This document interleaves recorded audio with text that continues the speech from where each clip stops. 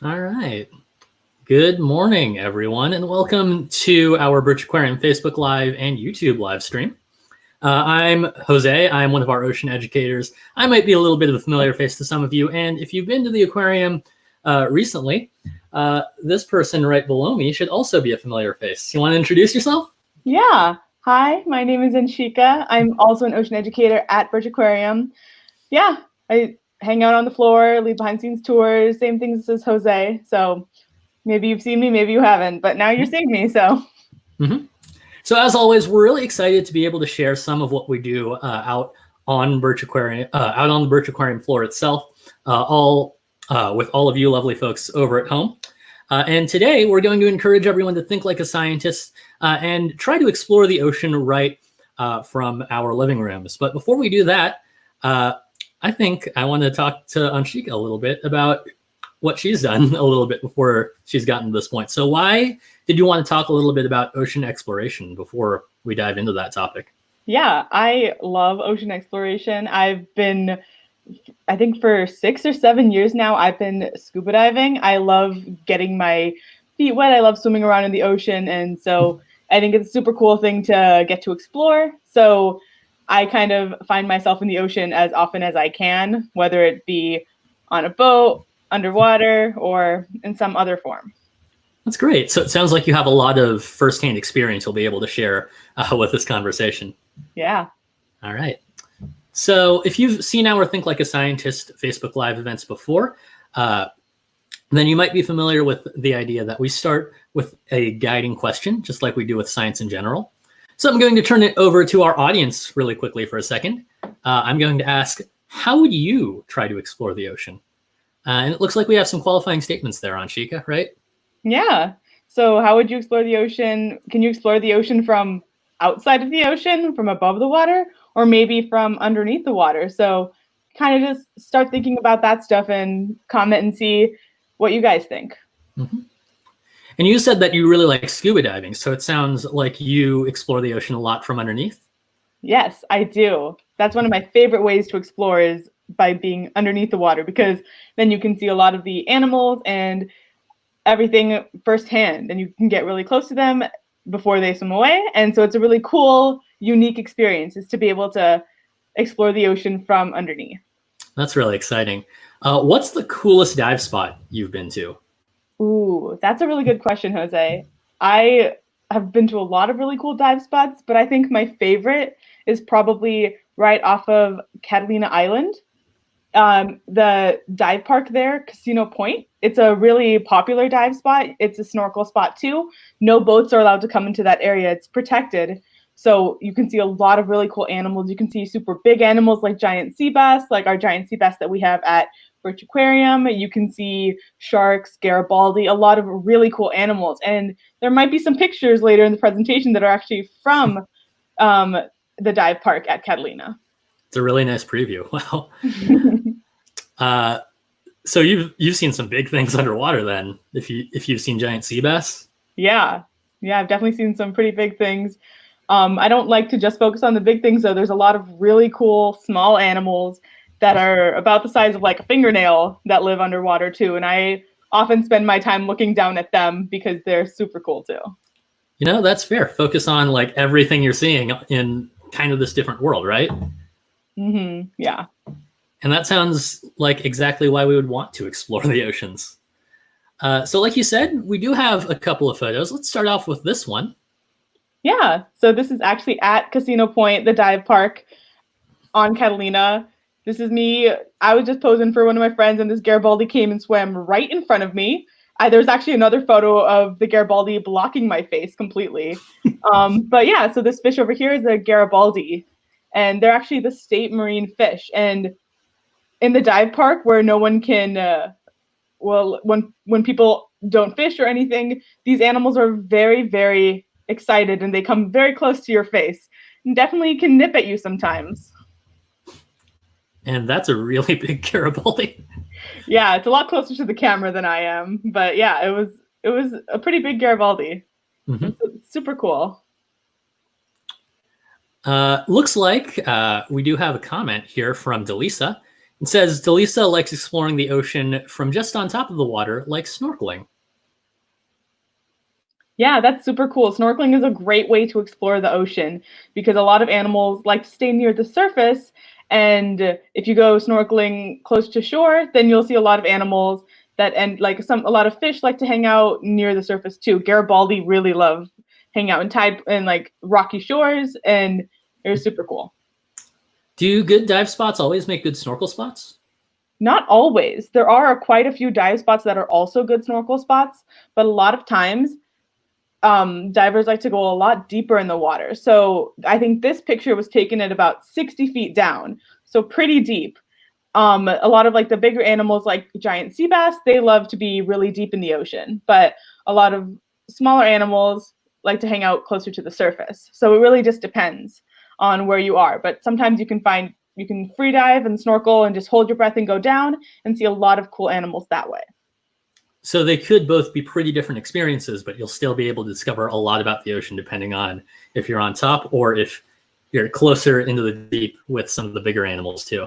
Exactly. Sounds good. And you know, recreational diving isn't the only kind of diving that you can do to explore, right?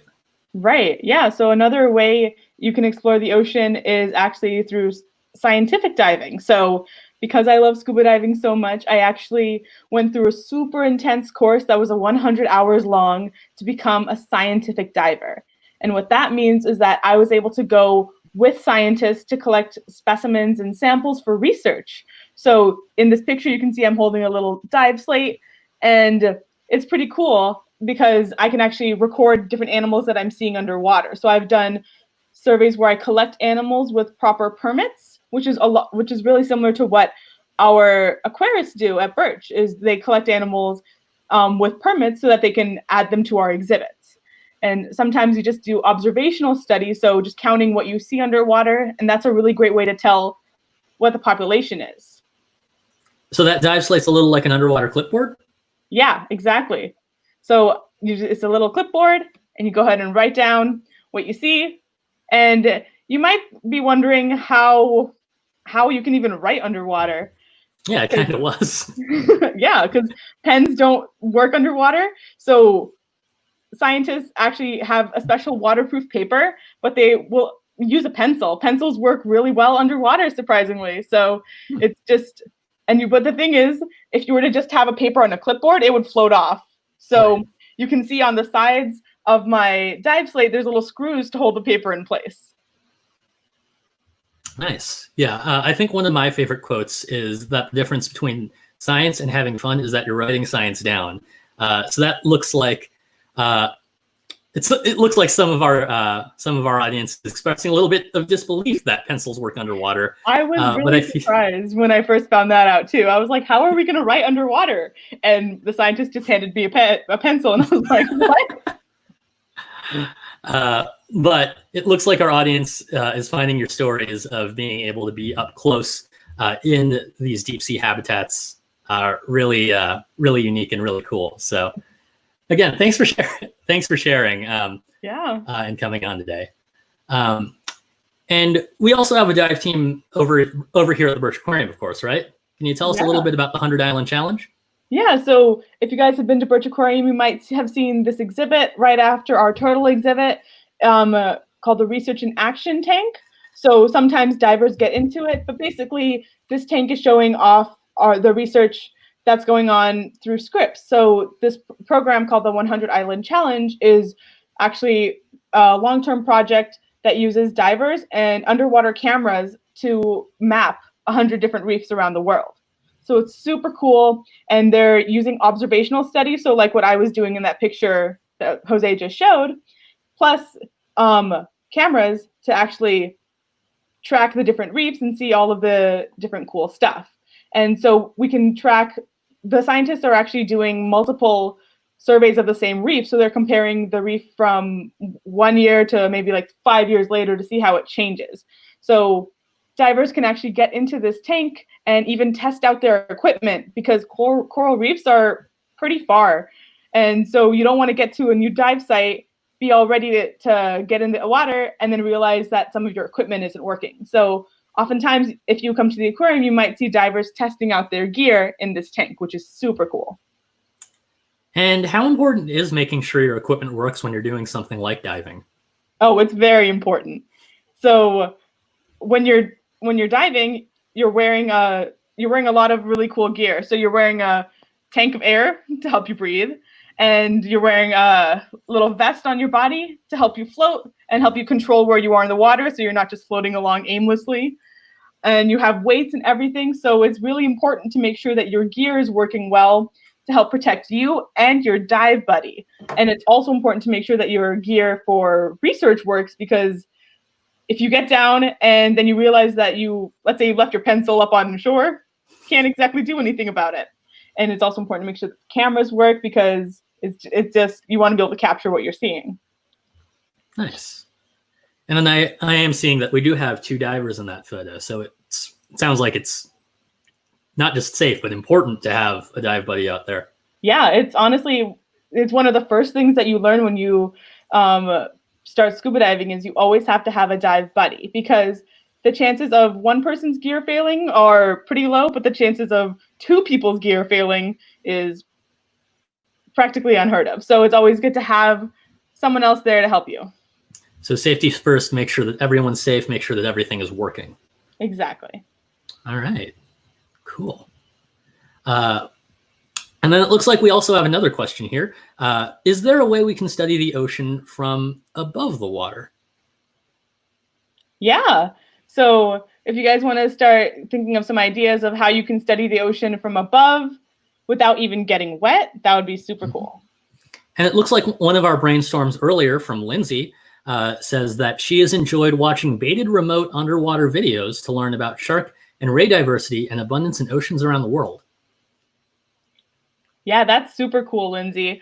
That's another way that you can study the ocean without getting wet, because you just put a baited underwater video is basically just exactly what it sounds like. So you can get fish to come close to your video camera by attracting them with bait, and so you can see a lot of really cool stuff that way. And Ralph's been sharing a lot in the comments as well here. Ralph says that he would use an octopus rig to study the ocean from above the water. I'll be honest, I'm not entirely sure what that is. Yeah, I'm not quite sure either. But we can certainly find out right now. But it seems like there are a lot of different ways that you can explore the water even without getting wet. And it seems like that's something you also have a decent amount of experience with, right? Yeah, since I've been in love with the ocean since I was a little kid, I've kind of found any possible way to get out and be in the ocean or on the ocean. So I really, really love the ocean, and I've actually gotten the opportunity to go sail out on the ocean on a research vessel, which is super, super cool. Okay. So does this boat look familiar then? That boat does look familiar to me, yes. So I actually got to spend a month on a research boat called the Eevee Nautilus back in 2017. And that was a really cool experience, because that boat actually has these things called remotely operated vehicles, which actually can go down 12,000 feet. So down about the depth about as much as the depth of the Empire State Building. So they can go super far down and explore areas that humans definitely can't explore. So the scientists are dry up on the decks while the equipment is still down under and exploring, and we can still get up close and personal. Yes. Yeah, it's very cool. Yeah. And the Scripps Institution of Oceanography has some of its research vessels of its own. So this is the RV Robert Gordon Sproul. So this ship is actually named after an old president of the University of California, way back when we only had one campus up in Berkeley. I've been fortunate to sail on the Sproul myself, and it's a really cool opportunity. We also have the RV Roger Revelle. So some UCSD alumni might recognize that name as also being the person who Revelle College is named after. So Roger Revelle was responsible for a lot of the expansion around UC San Diego specifically. And this is actually the largest research vessel that Scripps has. It's about 273 feet long. So this is slightly shorter than the football field. And we also have our newest research vessel, the RV Sally Ride. She's only a few years old, and she is named after the astronaut, the first woman, the first American woman in space, and UCSD physics professor. Yeah. I have a question for you, Jose. What is the coolest thing you've done when you were on the research vessel? The coolest thing I've done. Or seen. Well, done or seen. That's fair. As you know, I'm kind of like a teacher and educator by trade. So something that I love doing whenever I'm out at sea is I love sharing what I know with everyone else aboard. So I've been fortunate to be able to climb aboard the Sproul specifically with a lot of undergraduates or college-age students. And so when I'm on there, I like to share my own shipboard experience with them, help them out with hauling out gear, putting the gear out, putting the gear back in. And sometimes, if we're really lucky, fingers crossed, knock on wood, we'll be able to see dolphins and whales out there. So sharing, hey, we're out at sea, but it could definitely be worse, because if we were on land and in lab, would we be seeing these guys? Very true. So these ships definitely have a lot of unique capabilities. Looks like Jessica said earlier that you can explore with satellites, and a lot of these ships have very dedicated satellite feeds. And going back to the other thing earlier, Ralph said that an octopus rig means having 2 regulators for emergencies. So yes, that backup equipment, very important. But Jessica was saying that you can explore with satellites. A lot of these ships, when you're out at sea, it turns out you can't have a wired internet connection. So you use satellites to explore with research vessels, but you can also use specific satellites to look at deep remote parts of the ocean where maybe there's not enough fuel for us to get a research ship out there, but we can use a satellite, kind of like a big telescope floating above the Earth, to try to take a peek deep into what is going on inside the ocean. Yeah, definitely. All right.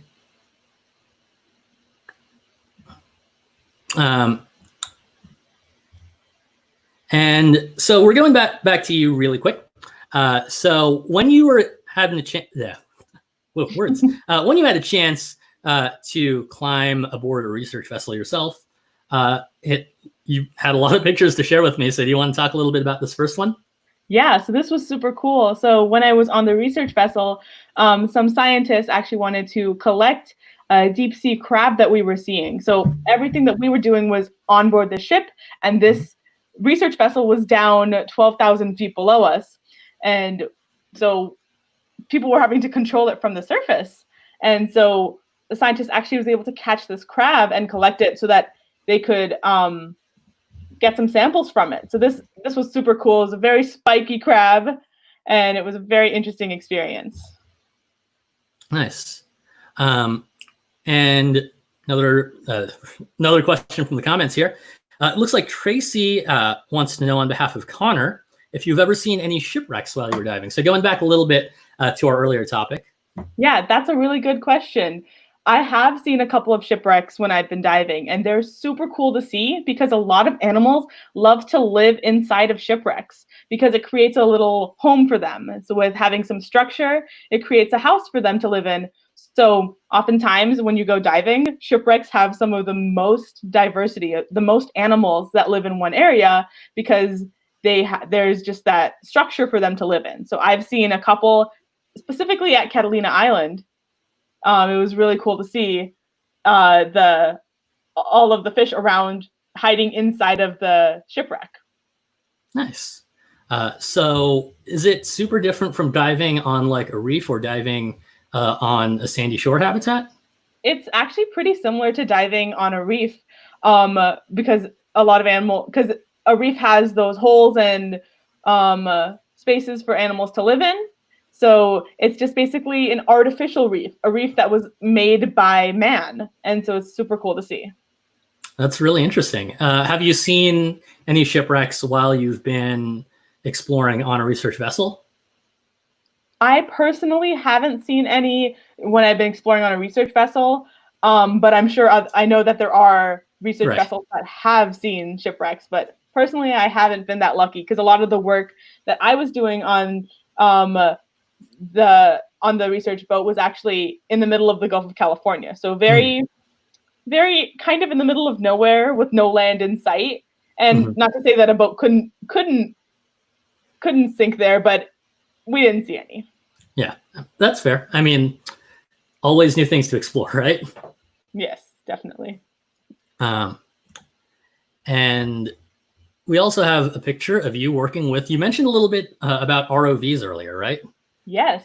Yeah. So right here, the big yellow thing next to me is actually one of the ROVs that we were working with. It's a lot taller than me.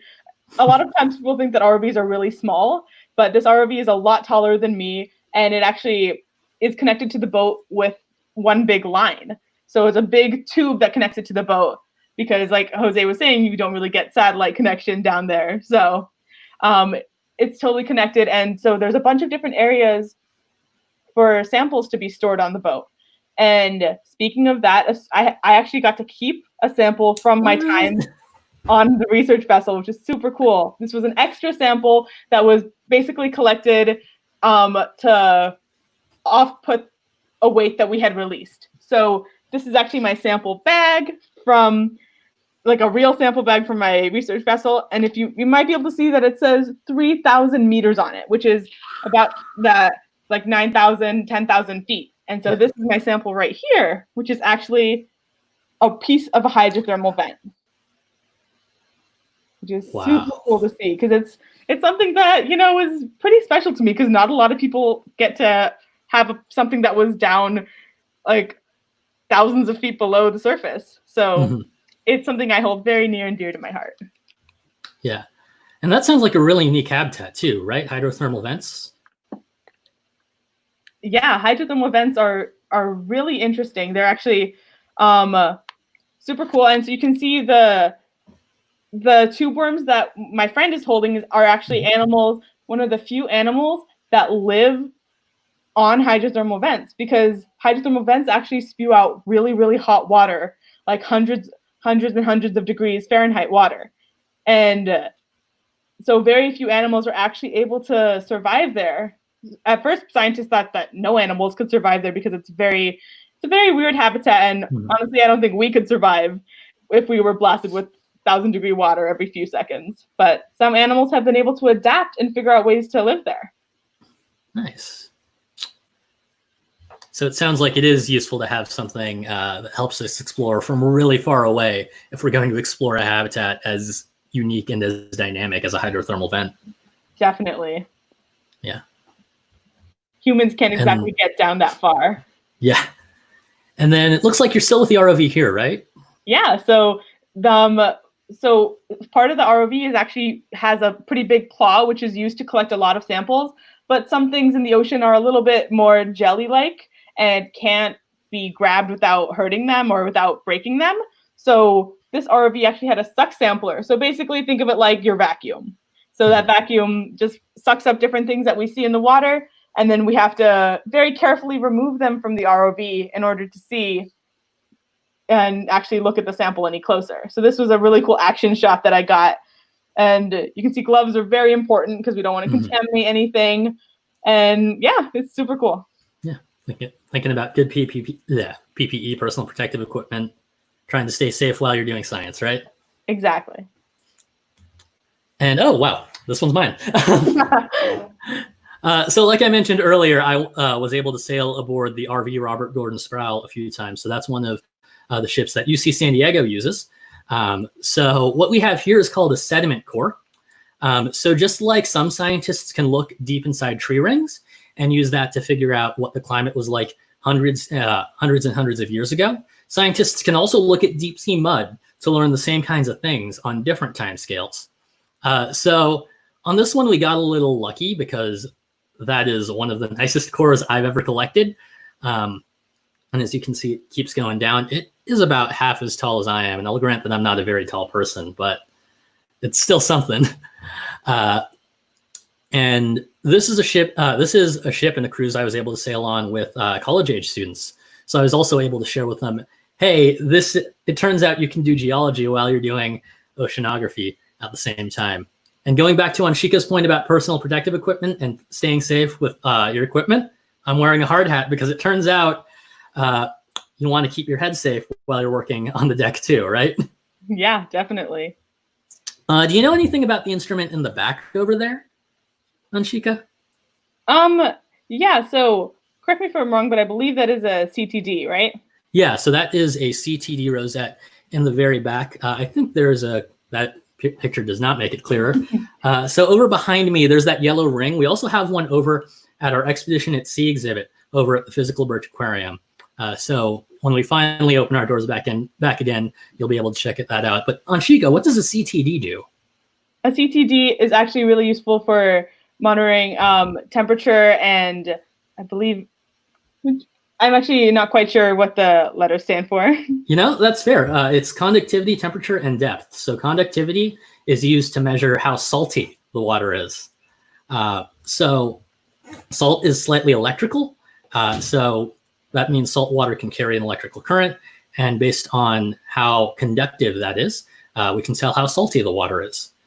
So these things are important to know because they tell us a lot about the kind of habitat that's formed as we go deeper into the water.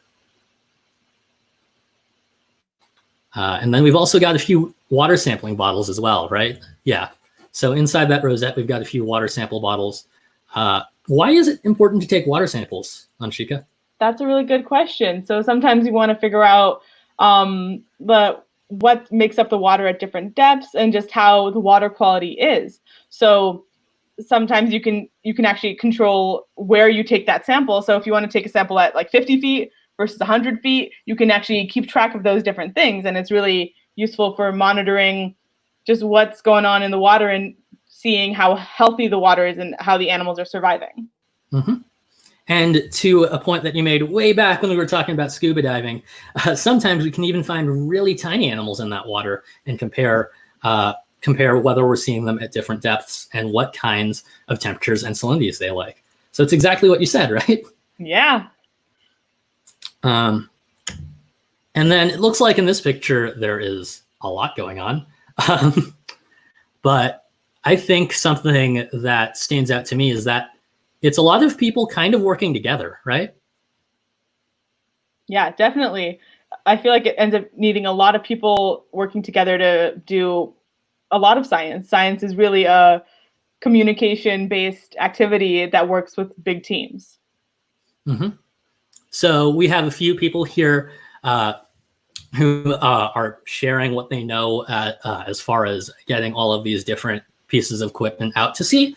But we also have everyone pitching in to actually move that equipment. Like, I don't think I could move that big metal straw there on the deck. We call that a gravity core. I don't know if I could move that by myself, but I think with an entire team of scientists, we would be able to work together, move it, get it out to where it needs to be. And then once we get our sample, be able to talk about it together, right? Oh, definitely. Yeah. Many hands make for light work. Mm-hmm. And I think another interesting thing here is that instrument, which is, again, behind most of the people in the picture, not the CTD rosette that we talked about already, but the big one that looks like a pyramid. That's called a multi-corer. But when I went out to sea with my college students, we were able to send that down with some styrofoam cups. And unfortunately, I don't have any with me, but they turn out really cool. Why are you smiling? Anshika's prepared. Yeah. So everyone knows how big styrofoam cups are generally. This cup looks a little small to be able to drink from. But what happens is when you send these cups down to depth, down to like 100, 200 feet, or even deeper, the pressure actually causes the air bubbles to compress and creates tiny little styrofoam cups that are a lot smaller than they started out. So this one I had a little fun with. I made it into a little squid. That's adorable. And the cup was probably about at least this big when they sent it down. So it's super cool to see. It's an awesome souvenir to get from a research vessel. Mm-hmm. Yeah, kept a few. Man. So I know you and I have both had more than our share of fun out on the open ocean, but is there any way for people to get involved and go out to sea just as like someone who wants to maybe see a dolphin? Yeah, that's a really good question, Jose. I think whale watching is a great way for people to do that. Wow, how about that? And it just so happens that Birch Aquarium has whale watching cruises that run throughout whale season from, I believe it's like October and November, all the way through May. Yeah, normally December through like April. Yeah. Yeah.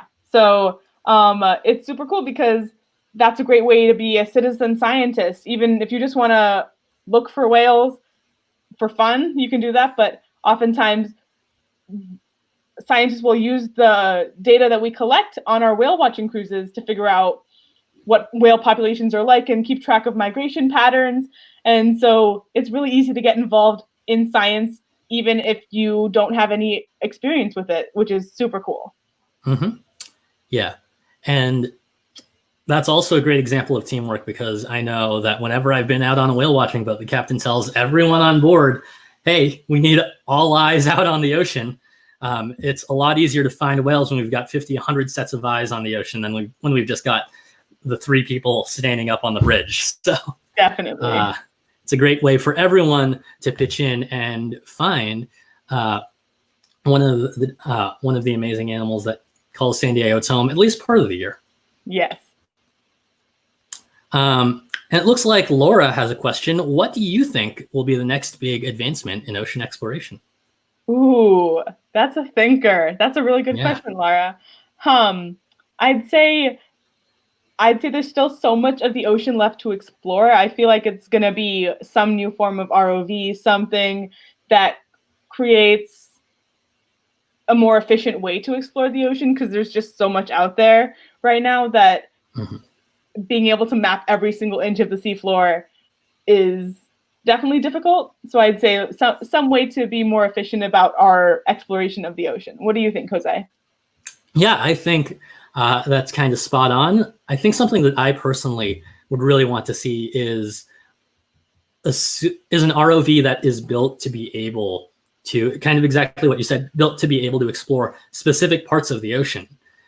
So that's something that maybe this ROV could go places that's a little more difficult to take other kinds of boats. Maybe we have an ROV that's built to be able to explore the Arctic. It's difficult to take a lot of ships out to the polar habitats because it gets so cold. It makes it a little harder for ships to navigate, but maybe there's a way that we can build something that lets us get into those harder to reach places in the ocean and tells us a little bit more about our planet. Because there's still a lot left to explore, right, Anshika? Yeah, I think we've explored less than like 5% of our world's oceans. There's just so much of it. And it's hard to explore, honestly, just because of how vast and how interesting all the habitats are, and how deep it gets, and how humans can't get down very far in the ocean in the whole grand scheme of things. So there's so much left to explore, and it's just such a cool thing to do. Yeah. So like, again, going back to scuba diving, how deep would you say it's safe for a human scuba diver to dive? So I'd say it's probably a couple 100 feet. I've only gone down to, I think, about 90 feet. But some divers with extra special training can go down, I believe, to like 200 feet or something like that. But a lot of the ocean is a lot deeper than that. Like I was saying, the seafloor where we were doing our research was 12,000 feet. And a human very much could not survive down there.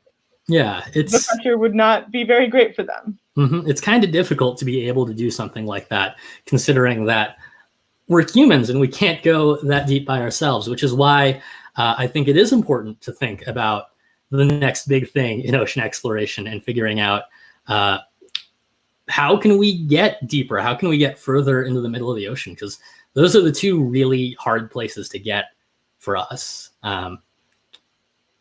Yeah, wow. Definitely. We learned a lot today, didn't we?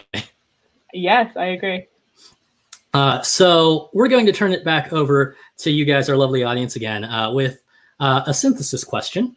What's left to discover in the ocean, which is kind of what Laura alluded to. But while we wait for responses, Anshika and I will talk a little bit more, and we've already touched on this already, on what we think is left to discover in the ocean. Yeah, I mean, there's just so many animals. I feel like a lot of the weirdest animals are animals that live in the sea, animals that people wouldn't think exist, like that wouldn't, no one could even like dream of coming up with these animals. And so I think it's just super, super cool to see all of that, just to see everything that there is. And I feel like it's really up to people's imagination to figure out what's left, because there's just, there's no limit to what we can find in the ocean. Yeah, there's definitely a lot of really interesting creatures that live there. I've mentioned this a couple times throughout the times I've showed up on our Facebook Lives. But as a geologist, I'm really interested in seeing what the different rocks in different parts of the ocean can tell us.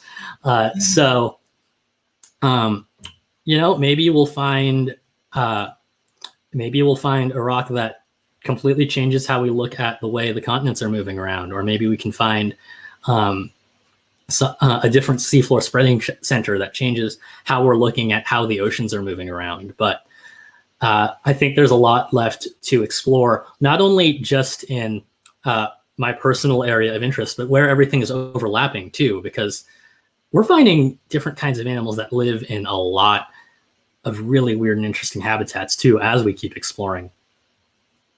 Yeah, there's just so much out there, and it's just so cool to be able to get to explore even a fraction of that. So I think you and I have said a lot, and I think before we go, I want to thank everyone for tuning in to our Think Like a Scientist for today. We're going to be back again on Thursday at our new time slot, 10 a.m. Pacific time, with some of our other friends and exploring something else. But before we go, we do have a comment from Sandy, who says that the ocean has barely been explored, and she can't wait to see what the future holds for all of us. So keep up the good work. And I think she's especially referring to explorers like you, Anshika. Yeah, it's a great time, and anyone can really be a scientist and get the chances to explore. You just got to be in the right place at the right time. So hopefully we've been able to encourage you to think like a scientist today. Hopefully you'll be able to keep these questions in mind and think of your own questions to be able to explore the deep ocean. And I hope everyone is doing well. And I hope you guys have a lovely rest of your day. Thank you.